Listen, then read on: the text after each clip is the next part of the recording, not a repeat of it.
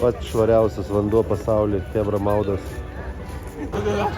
Ėjom pakrantę, atrodo buvo normalus keliukas, bet prasidėjo strojkė. Visi kažkaip per kalnus lipa.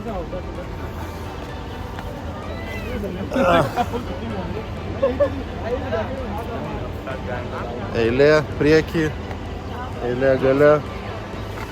Apie pėsčiuosius statybų metu. Čia žmonės ir statybininkai mažiausiai galvoja. Turistinė vieta, kaip žmonėm praeit, niekam nerūpi. Lipkit per kalnus, grūskitės, pliurza vienodi. Tai Gango upė, jinai prasideda Himalajuose. Jinai viena iš didžiausių upių pasaulyje. Prie jos krantų gyvena apie 600 milijonų žmonių. Tai viena iš didžiausių upių pasaulyje ir indams tai yra pati švenčiausia upė. Jinai driekiasi nuo Himalajų per visą Indiją apie 2500 km.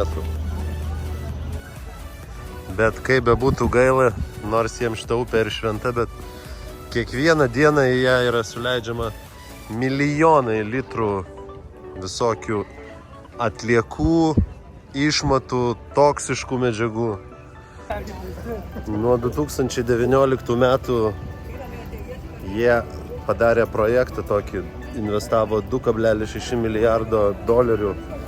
Jie paleidžia dronus iš viršaus, kad aptiktų užteršiausias upės vietas, bando ją valyti. Yra investuojama daug pinigų, daug jėgų, tad yra viltis, kad ateinančioms kartoms teks upė jau švaresnė ir jie supras, kad tai yra gyvybė, į kurią jie, pavyzdžiui, negali taip su ja elgtis ir šiukšlinti ir teršti. Bet Indijoje čia turi pasikeisti kartos, kad tai suprastų žmonės. Nes viskas auga iš kartos į kartą ir elgiasi žmonės taip, kaip matosi, kaip elgiasi jų tėvai. Taip kad kol kas pokyčiai yra, bet artimiausiu metu aš nemanau, kad labai daug kažkas drastiškai pasikeis. Tai turi pasikeisti kelios kartos, kad Indija bent kažkiek priartėtų prie normalesnių sanitarijos sąlygų. O čia ėjau ir priejau kažkur, nežinau, kas čia bus, kažkoks renginys, ekranai sudėta, ar koncertas. I can already see so many of you are so excited, but I need to make just a couple of announcements. This is the final act of Mahindra Kavira Festival 7th edition that I'm announcing. Very, very, very emotional, and it's time now that I'll take just a minute of your time to... Papuoliau į kažkokį tai indų muzikos festivalį. Žmonių pilna. Klausysim, kas per muziką.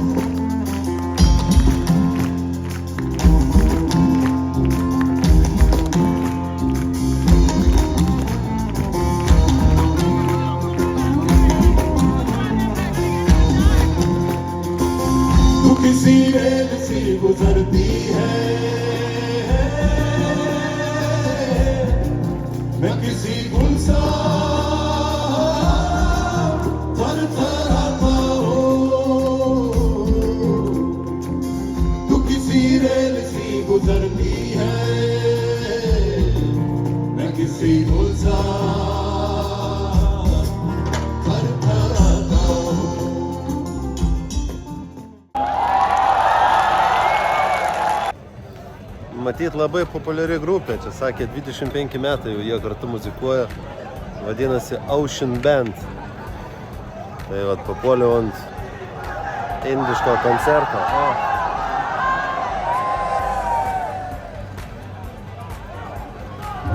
Čia kaip pas mus foje kokia būtų.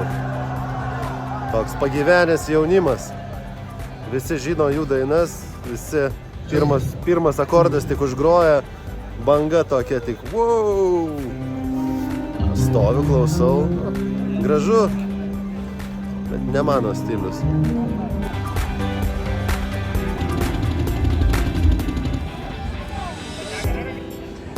Praėjau jau toliau nuo to koncerto, einu toliau paupį, žiūriu, kas vyksta. Tai matau, kad kažkokių tai laivų statybos čia. O va čia va tas garsusis turbūt ir yra krematoriumas. Kaip suprantu, čia palaikus deda. Čia va šitos malkos skirtos deginti palaikams. Kaip čia viskas elementariai ir paprastai atrodo. Čia paguldo. Čia va malkytės. Čia va pasėdėt žmonėm išlydėtuvės. Nežinau kaip jausiuosi, nežinau koks kvapas bus, nežinau ar nenualpsiu, bet va ten kur laužai dega yra krematoriumas ant upės kranto. Dabar einu link tenai. Nežinau, bandysim kažkaip tai. Jau prie Indijos kvapų pripratau, bet prie numirusių sudegusių žmonių dar ne. Kas bijo šunų, tai į Indiją nepatarčiau, nes čia pastovi. Jie būriais. Va, prieš mane 1, 2, 3, 4, 5, 6, 7, 8 viršui ten loja. 10. Nieko jie nedaro. Dažniausių atveju, bet būna tokių atvejų, kad ir įsega į koją. Negana to tarp šunų. Va, žmonės. Vienas va miega. Antras, trečias. Ten va dar pulkelis miegančių.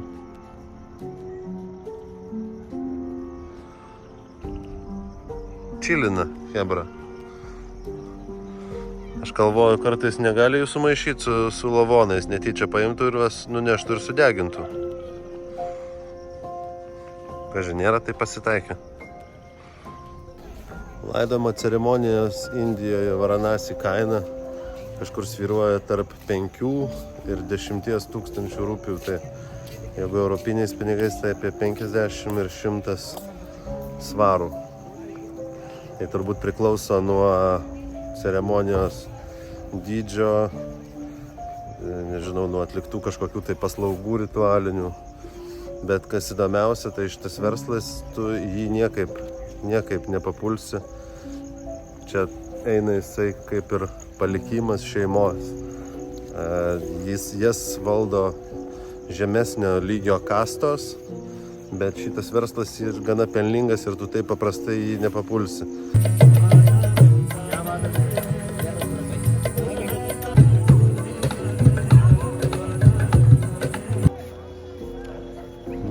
Pagaliau priejau prie krematoriumo, prie amžinosios ugnies. Mums neįprastas vaizdas, bet va taip pavyksta hinduistų kapinės ir kremavimas.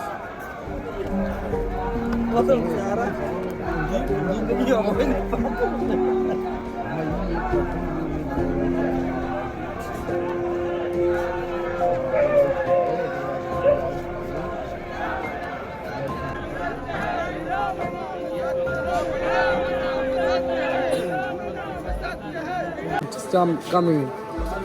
Actually, this like a wood, like a mango wood. Mango? Mango tree, yeah. Mango tree, but very expensive, you know.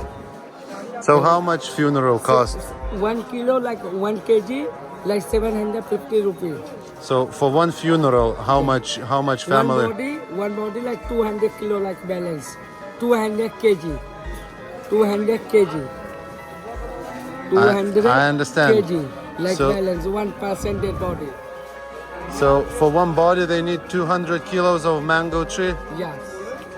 India, two kind allotment laws. Indian marriage, last time dead body like material, material anything.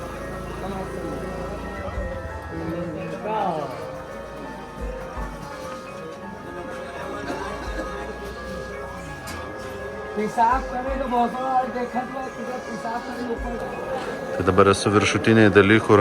So this part is for high caste people. down there middle caste, low caste. Ai, tai šita dalis, kur dabar esu, tai yra aukštesnės kastos žmonėm. Čia yra vidurinės kastos žmonėm, o ten yra žemiausios kastos žmonėm laidot. Čia šitoje vietoje vyksta skutimas plaukų. Čia šitas žmogus šeimos narys, kuris uždegs laužą.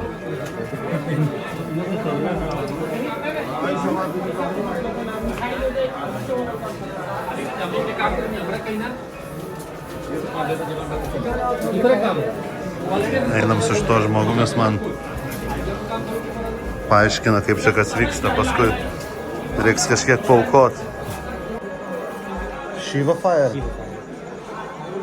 Tai šitas laužas yra amžinoji ugnis. Šitas laužas pagal legendą neužgęsta 3,5 tūkstančio metų ir jisai vadinamas Šivos ugnimi. Pasikvietė mane prisėst. You see, Это место. Shiva outgoing. This is Shiva Fire, yes? I was in Shiva Fire, I got a blessed. Shiva, Gavau. 1,500 years old. I understand everything, not in Russian, I understand everything in English as well. So, it's I okay. am very happy, you're very great man. Full power, not all like no sound. Čia You're dabar interesting like meditation is meditation.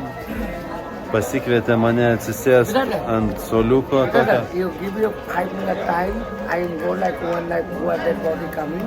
I am start like fire. Yes, okay. I am 5 minutes. It's okay, it's okay. You sitting here.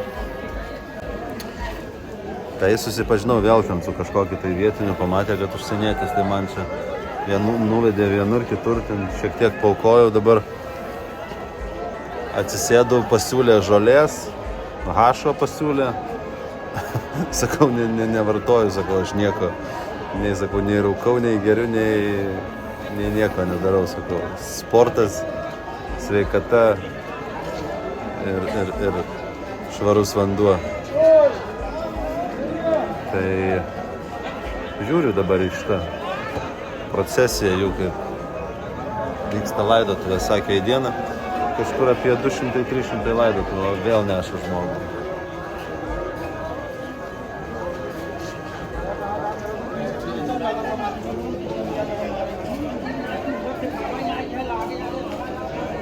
Vien dūmai, praėjau, tai čia pradėjo akis graužti. Nu, vieta tai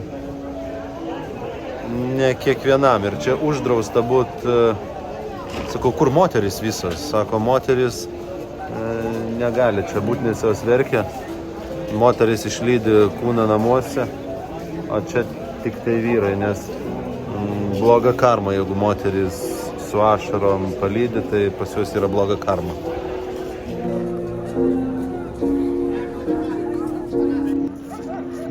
Nuėjau biškį toliau. Čia nuėjau, tai man visą ten aprodė ir viršui buvo nusivedę. Ir apačioj čia, žinai. Dabar atsisėdau ant laiptų, biškį paėjau, jau galva net svaigsta. Per dieną 200-300 žmonių čia sudeginama. Einam, dar biškį arčiau prieisiu. Ten karšta, aš dabar su striukė tokia buvau, žinai, plonutė.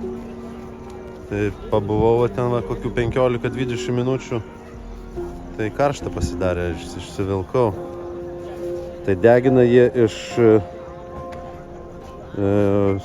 iš medienos mango, iš mango medžių.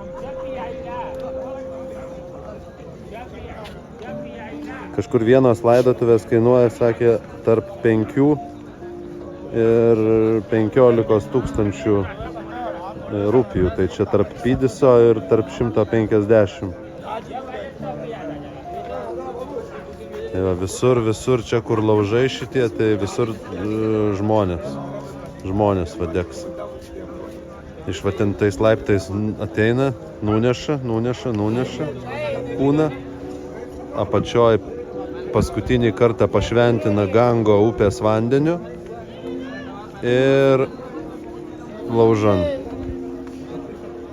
Ten sėdi tokie prie laužų šventikai, tipo ten kažkokius palaiminimus duoda. Tai kol nuėjau iki kremavimo vietos, čia buvo didelis koncertas, didelė scena, ekranai.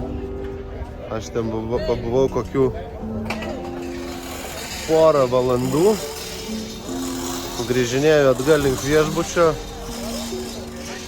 tuoj neliks nei žymės, kad čia buvo koncertas. Dirba kaip skrūsdelė. Visi, sušoksta vieni vieną, kiti kitą su laivais štais. Visas detalės išplukdins, dar porą valandų švariai aikštė bus.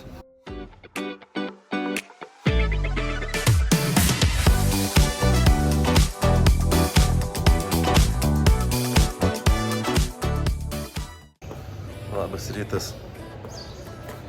Miestas Varanasis. Atsikėlėm 8 valandos ryto. Upė Gangas. Iš savo viešbutuko. Vakar buvau ten, kur yra krematoriumas. Tai įsigėriau tą kvapą ir šiandien netgi išėjęs iš ryto jaučiu ne ryto rasą, o jaučiu deginamų mirusių kvapą. Tai va tokia kažkokia specifinė vieta šitas Varanasis. Vakar buvo įdomi patirtis gyvenime, tokios neturėjau matyti, kaip neša pastoviai žmonės į tuos laužus. Keista.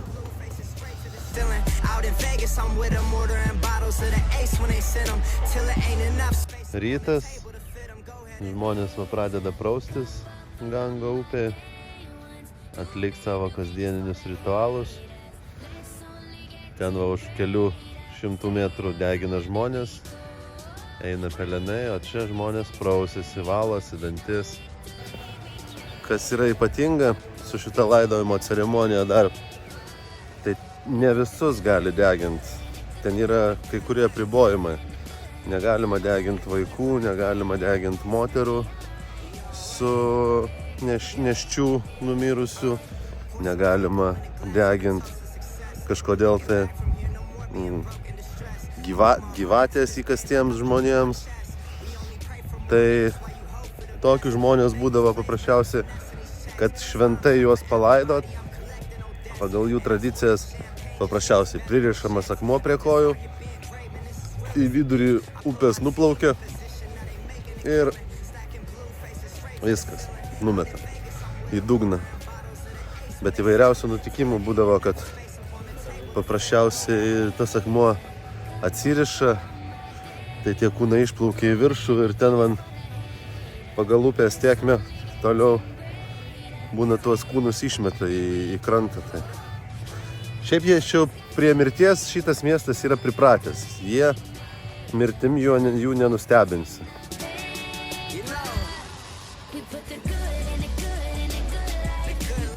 Pagal hinduistų tradicijas, jeigu tu miršti šitą mieste, tai tu ištrūksti iš užburto rato ir tavo siela, tavo karma atgauna ramybę ir čia yra numirti šitą miestą. Ne tai, kad garbė, bet siekiamybė kiekvieno hinduisto. Tai šitas miestas vadinamas mirties miestu dėl to, kad čia suvažiuoja labai daug sergančių, ligotų žmonių. Paprasčiausiai jie nori čia numirti. Tai prašo giminių, tarkim, jeigu žino, kad liga nepagydoma arba ten senas žmogus, kad jisai tuoj mirs, tai jisai prašosi, kad jisai vyktų į Varanasį, ir numirtų čia ir būtų sudegintas šventai su visom tradicijom.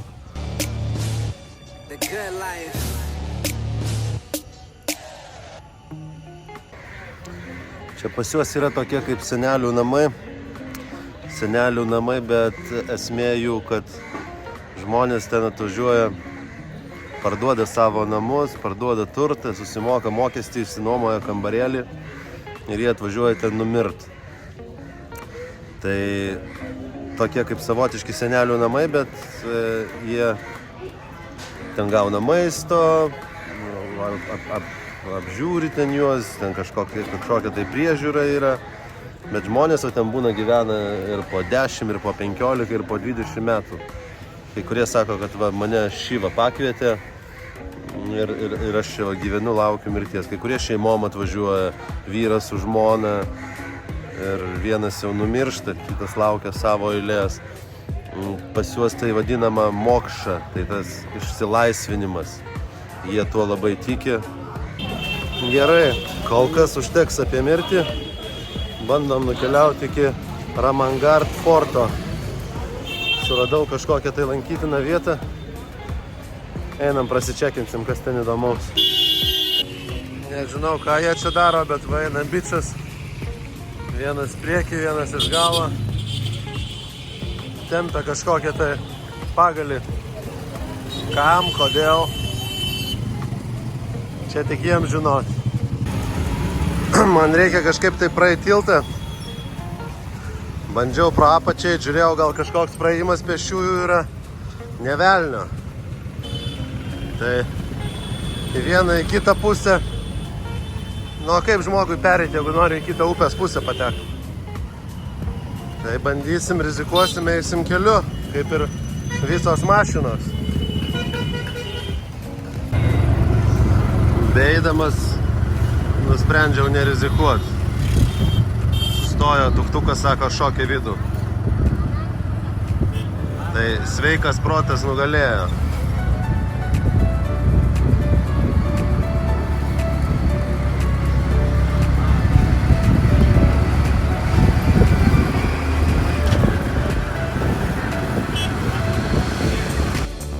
Tai šis fortas yra kaip ir karališkoji rezidencija. Čia yra viduj muziejus, vintažiniai automobiliai, ginklai, architektūra.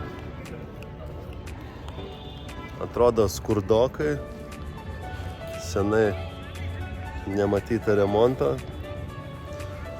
Šiaip per TripAdvisor buvo parašyta, kad nemokama, bet pasirodo vis dėlto kažkiek tai reikia susimokėti. Kas Indiją labiausiai nervuoja, tai ne tik kamščiai ir žmonių grūstis, bet ir nelygybė. Tarkim, matot priekį kainą suaugusiam 80, o jeigu užsienietis 200. Vaikas 20, jeigu užsienietis vaikas 100. Ir taip visur, absoliučiai visur. Tai va toks muziejus.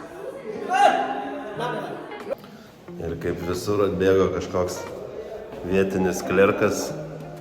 Ne, čia filmuoti negalima, uždrausta. Bandžiau mašinas pafilmuoti. Negalima. Atrodo, kaip būtų kažkoks tai karinis objektas. I'm filming myself. I'm filming myself, not this one. Aš jam paaiškinau, kad, sakau, šitą nefilmuoju, sakau, save filmuoju.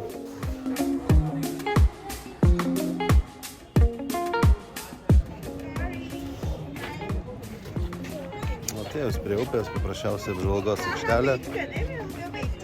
Matosi upė, tiltas. Žmonės fotkinasi. Galima ir tai padaryti čia.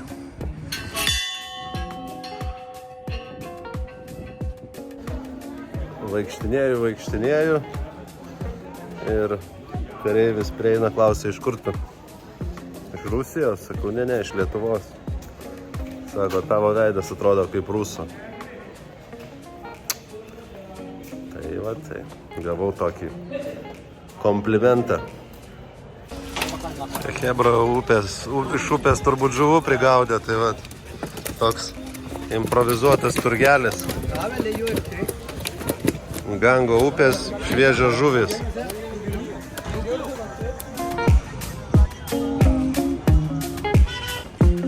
Nusileidau prie upės iš kitos pusės negu tas senamiestis, taip, jeigu taip galima pavadinti.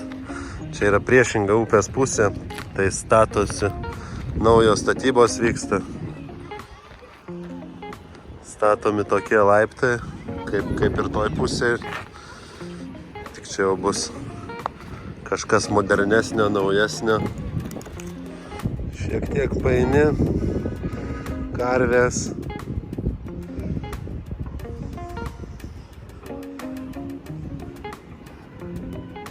Ten dar kitokie vaizdelį. Čia žmonės gyvena po tiltais, ten va irgi namai.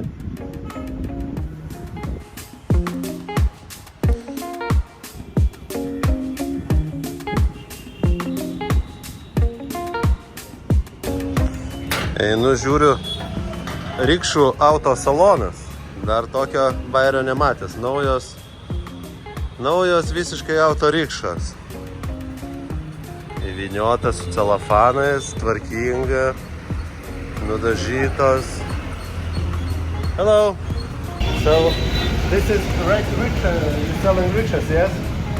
And what's the price of the rickshaws? I know that there's different combinations, but like middle class, normal one, average price of the rickshaw. What's the price? 1,70,000, 1,80,000. So 1,08,000, 1,07,000, 1,08,000. 70. 70? 1,70,000. 1,70,000. Tuo išsiaiškinsim tiksliai.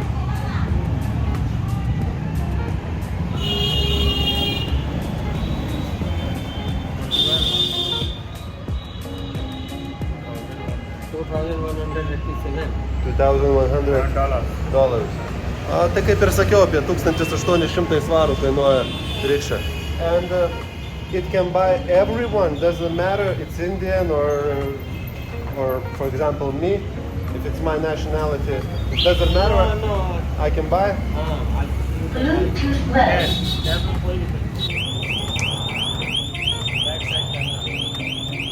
Turi backside kameras,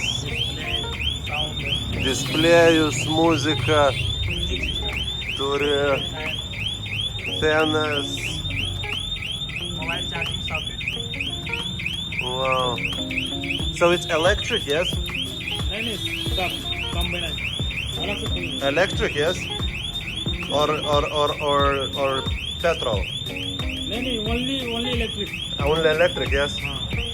Tai visos jos yra elektrinės.